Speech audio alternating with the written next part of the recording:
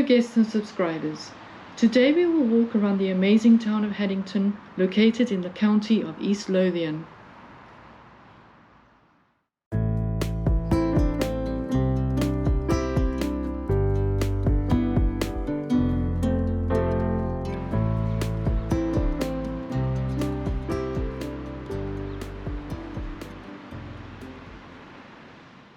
Walking along the picturesque streets of Haddington, it is impossible not to notice the ancient age of this city. There is reliable evidence that the first settlements were already here at the beginning of the first millennium. Where do you think the name Haddington comes from? From the Anglo-Saxons. They gave the name to the city around the 6th century AD. At the same time, the settlement was included in the kingdom of Bernicia.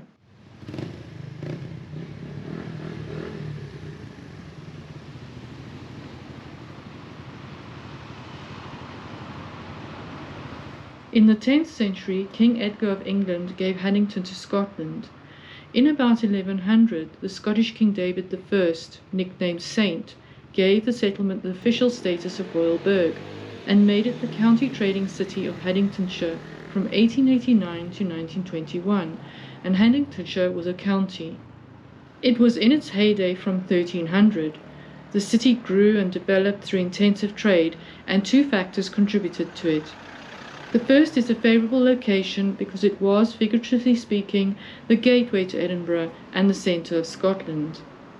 The second is it has its own port in Aberlady. The small port allowed the city to establish important trade links at almost all ports in Northern Europe. Now the small town is the centre of culture, administration and geography in East Lothian. Despite the fact that market life was in full swing here in the Middle Ages, Haddington today is quite quiet and sparsely populated. There are about 9,500 inhabitants.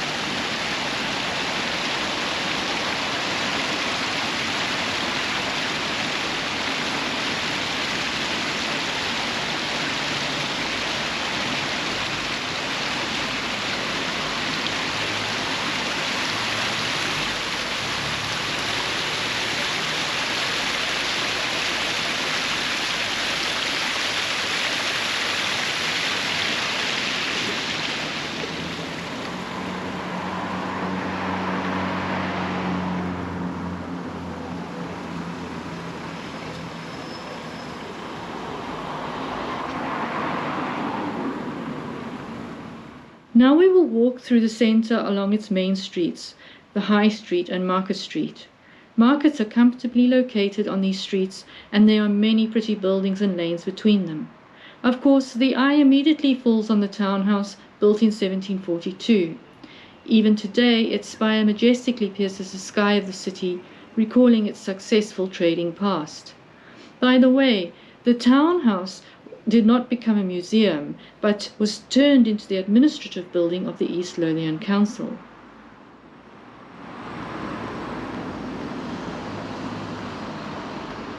You could be jogging along there.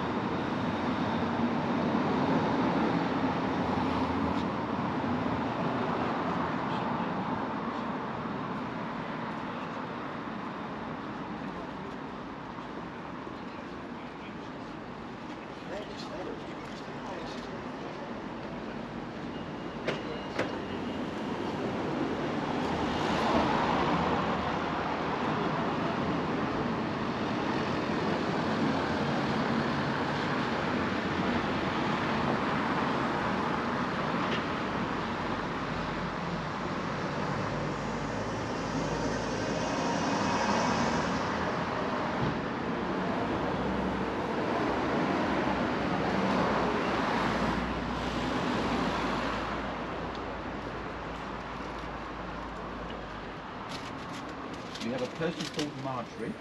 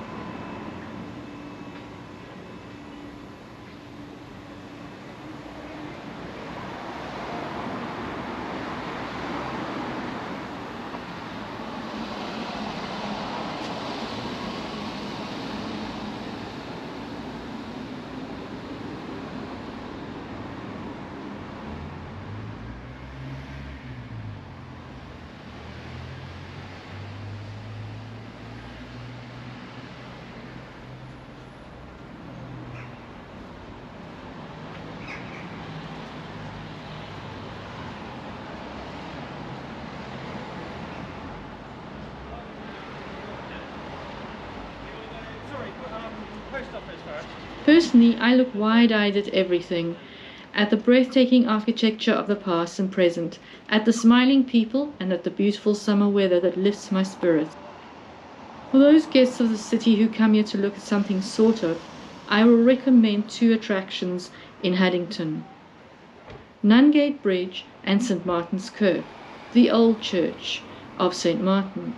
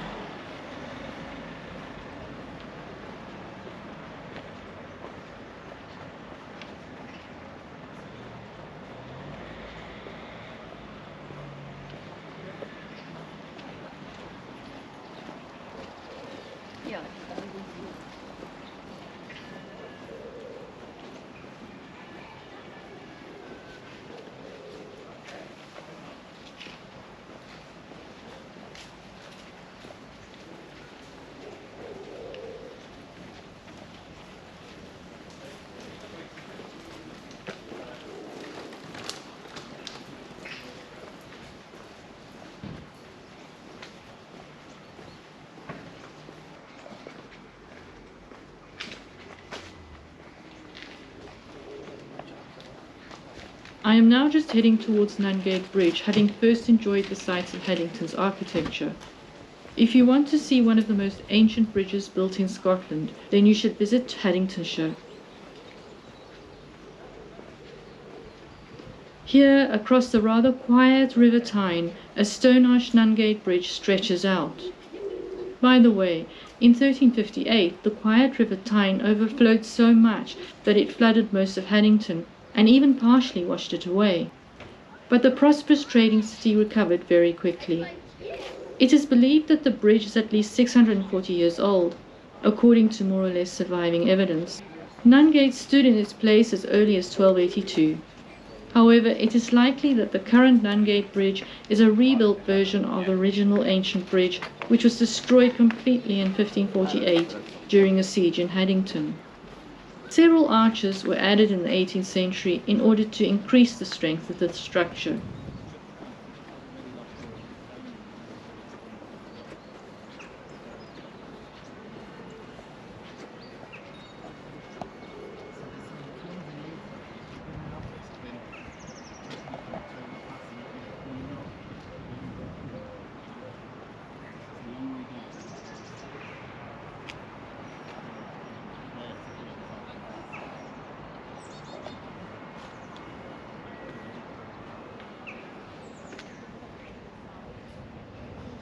How did scientists know Nungate was so old?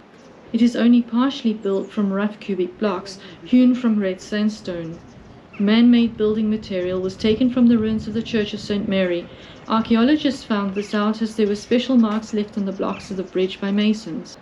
Since the layered masonry contains archaic segments of wild rubble stone, it is assumed that the bridge is a dilapidated stone structure which was restored in 1548 and dated 1282. The length of the epic structure is decent, 30 meters. Today, the Nungate Bridge is still used as a pedestrian crossing over the Tyne, and hundreds of years ago, army boots clattered along the bridge. By the way, in the last century, cars even drove along Nungate. Nungate Bridge is a monument of the highest category A. This category was assigned to the bridge in 1971 when it was included in the Scottish list of landmarks. You know, I walked over this bridge with mixed feelings of admiration and fear. Admiration comes from the realization that there is a bridge that is several hundred years old under your feet, and there is horror too from the fact that this bridge remembers too much. For example, numerous executions by hanging were common in medieval Europe. On the Nungate structure, special hooks were even adapted for this purpose. They can be seen on the extreme western arch of the bridge.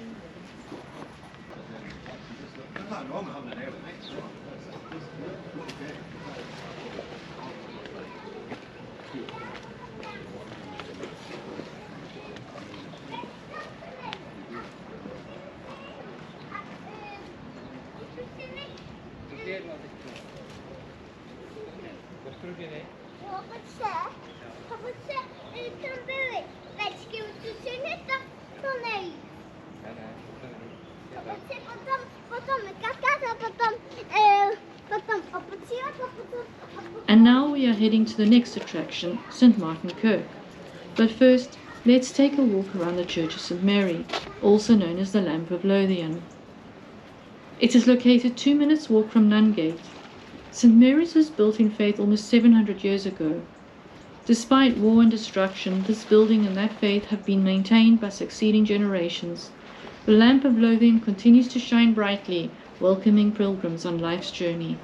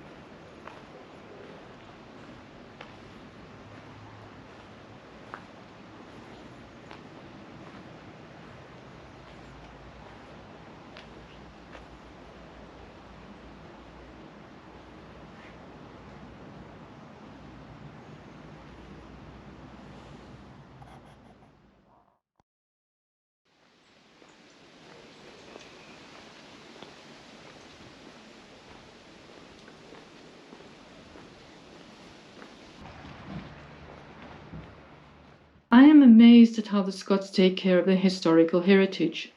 In that distant era, a new Franciscan church was built, and next to that the Countess Ada of Northumberland, also known as Ada of Huntingdon, the wife of Prince Henry of Scotland, founded the Cistercian convent of St Mary in 1155. Then in the Middle Ages, St Martins Kirk was open to nuns and ordinary parishioners, and was the largest and leading temple in Haddington. Of course, hundreds of years and several epochs could not spare the stone structure, but it did not level with the ground. I looked at the rather decent remains of a once large and I'm sure popular parish church, and admired the still perfectly legible Romanesque architecture. It was a Romanesque style in which St Martin's Kirk was built. I am somewhat familiar with the version that explains both the cause of the destruction of the church and the involvement of John Knox in its restoration. It turns out that the Protestant Scottish Reformation of the 16th century was orchestrated by Knox. Perhaps it was he who ordered the attackers to break through the roof of the shrine, burning with hostility towards the Franciscans. Alas, today the kirk is the only surviving part of a large-scale religious project engineered by the Countess of Northumberland. The holy ruins are located at a public park and are available for viewing at any time.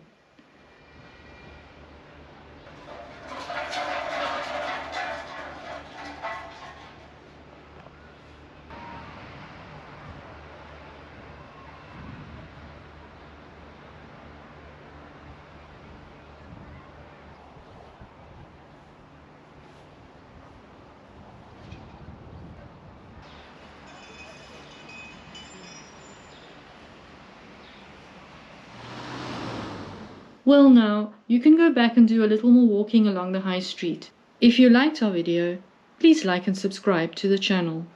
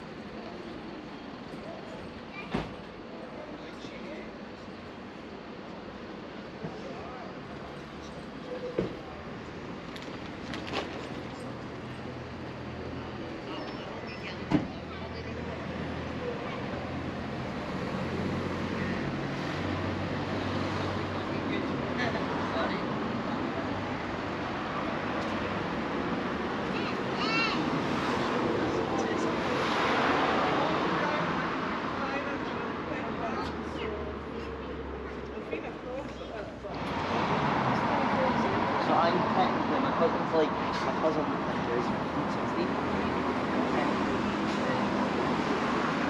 They pretty much have a W. Not W, but like a fun. So much R, quick like that. 3, 2. It's like, is there 4?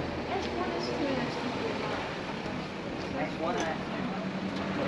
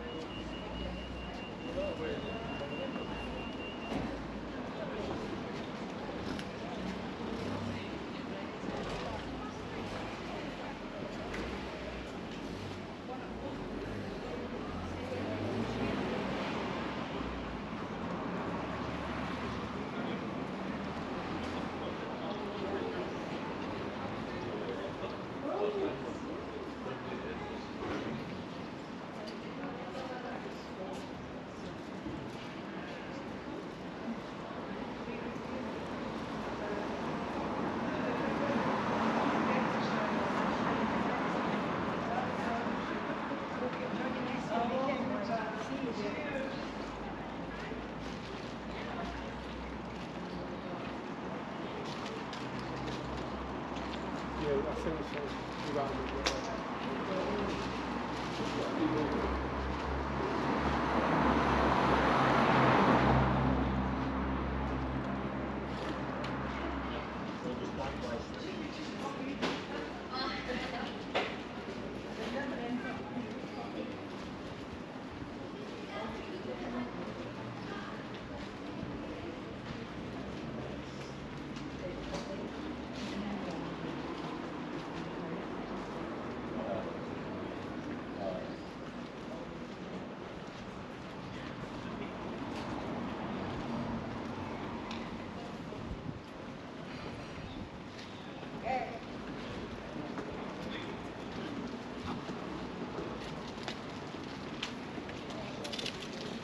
Eva?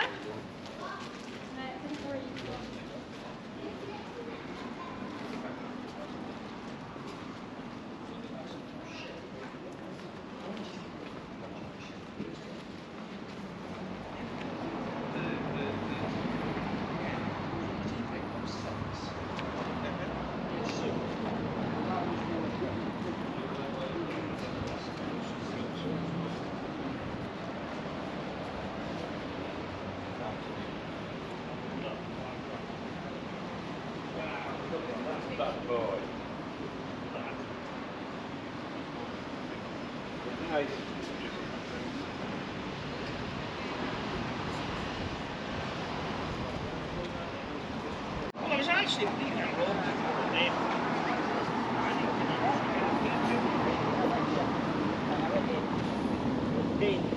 Sorry if you can't use your tilt.